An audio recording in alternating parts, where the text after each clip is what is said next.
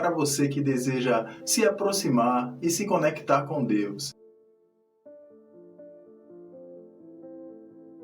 Meu nome é Tiago Nais e você está no canal Ler e Praticar, canal que traz conhecimentos bíblicos para o seu desenvolvimento pessoal. Se você gosta desse tipo de conteúdo, se inscreve no canal, ativa o sininho e deixa o seu curtir. Para entrar em contato com Deus, todos nós já sabemos como é que é. Precisamos orar. Mas para se aproximar e se conectar com Deus, precisamos ir mais além. Algumas pessoas só procuram se aproximar e se conectar com Deus quando estão em grandes aflições ou próximo da morte. E se este for o seu caso, você quer esperar este momento acontecer, não tem problema algum, está tudo bem, a vida é sua e você faz o que você quiser. Mas para você que deseja se aproximar e se conectar com Deus, agora, assista esse vídeo até o final, que nós vamos te revelar 6 passos que a Bíblia mostra para nós se aproximar e se conectar com Deus. Primeiro passo, crer e ter fé em Deus, como está escrito em Hebreus, capítulo 11, versículo 6, que diz: de fato, sem fé é impossível agradar a Deus, porque é necessário que aquele que se aproxima de Deus creia que Ele existe e que recompensa os que o buscam.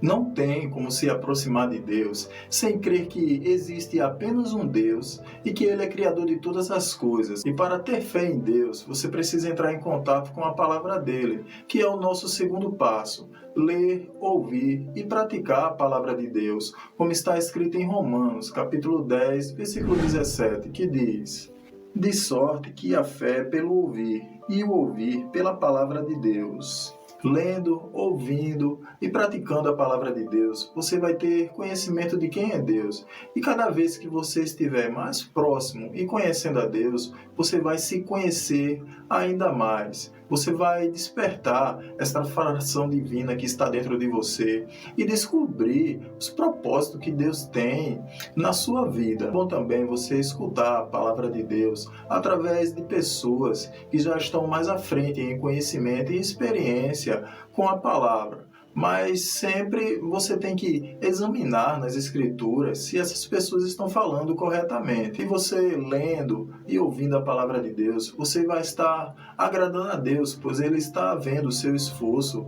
em você querer conhecê-lo ainda mais, como está escrito em Jeremias, capítulo 9, versículo 24, que diz: mas quem se gloriar, glorie-se nisto, em compreender-me e conhecer-me, pois eu sou o Senhor, e ajo com lealdade, com justiça e com retidão sobre a terra, pois é dessas coisas que me agrado, declara o Senhor. Se alguém ama a Deus, tem que amar e obedecer às suas palavras, para não negar a fé. Terceiro passo, cuidar de você e de sua família. Quem não cuida de sua família, já negou a fé e se afastou de Deus, como está escrito em 1 Timóteo, capítulo 5, versículo 8, que diz: se alguém não tem cuidado dos seus, e especialmente dos da própria casa, esse negou a fé e é pior do que o descrente. Não adianta você querer se aproximar e se conectar com Deus apenas frequentando uma comunidade cristã.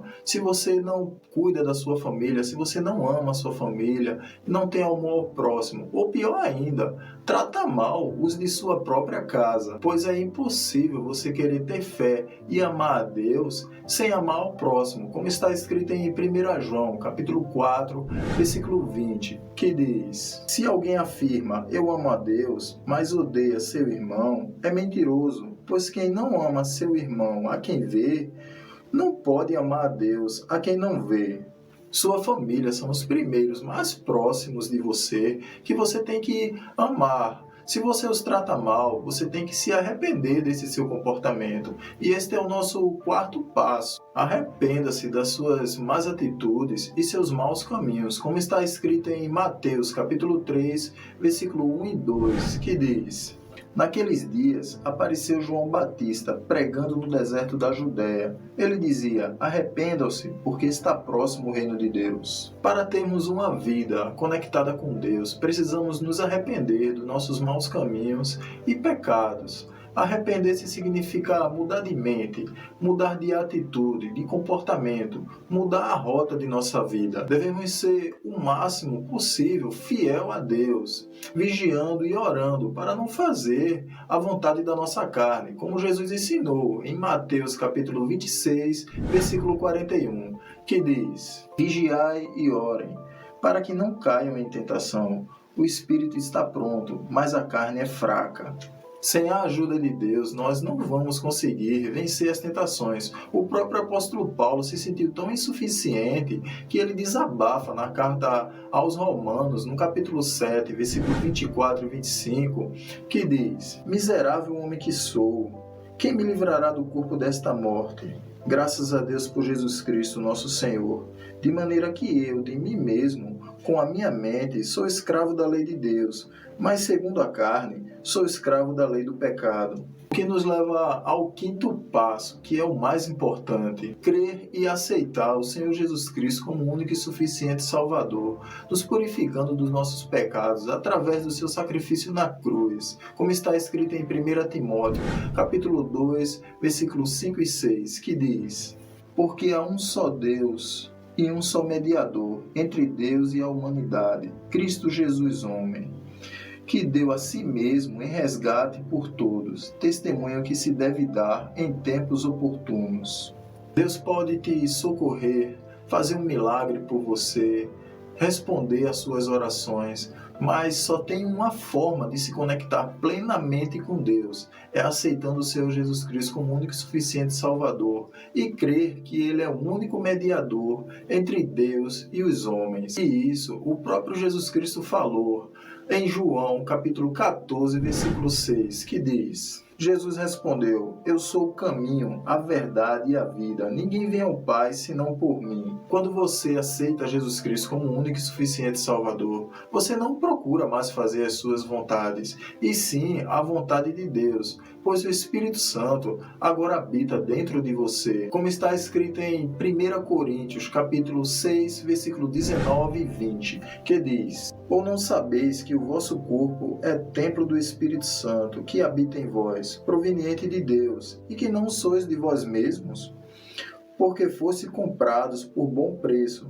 Glorificai, pois, a Deus no vosso corpo e no vosso espírito, os quais pertencem a Deus. Por isso devemos glorificar a Deus com nossas vidas, que é o nosso sexto passo, viver para Deus. E como é viver para Deus? O princípio do entendimento de viver para Deus é fazer tudo o que vier às suas mãos como se estivesse fazendo para Deus, como está escrito em 1 Coríntios, capítulo 10, versículo 31, que diz: Portanto, quer comais, quer bebais, ou façais outra qualquer coisa, fazei tudo para a glória de Deus.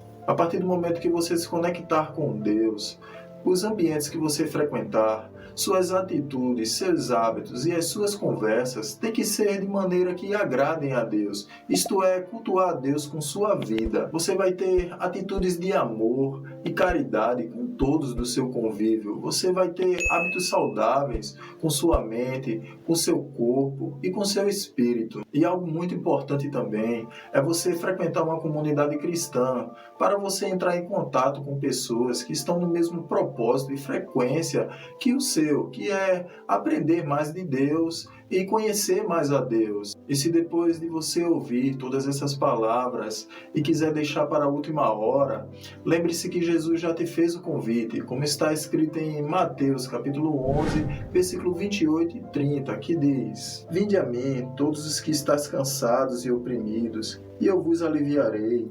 Tomai sobre vós o meu jugo, e aprendei de mim, que sou manso e humilde de coração, e encontrareis descanso para as vossas almas, porque o meu jugo é suave e o meu fardo é leve. E para aqueles que, após assistir esse vídeo, sentiu no coração de renovar a sua aliança com Deus, ore e diga a Deus que está renovando a aliança com Ele. Peça a Ele perdão pelos seus pecados. Peça a Ele para escrever o seu nome no livro da vida e que você está arrependido e que está voltando para os braços dele, aceitando o Senhor Jesus Cristo como o único e suficiente Salvador.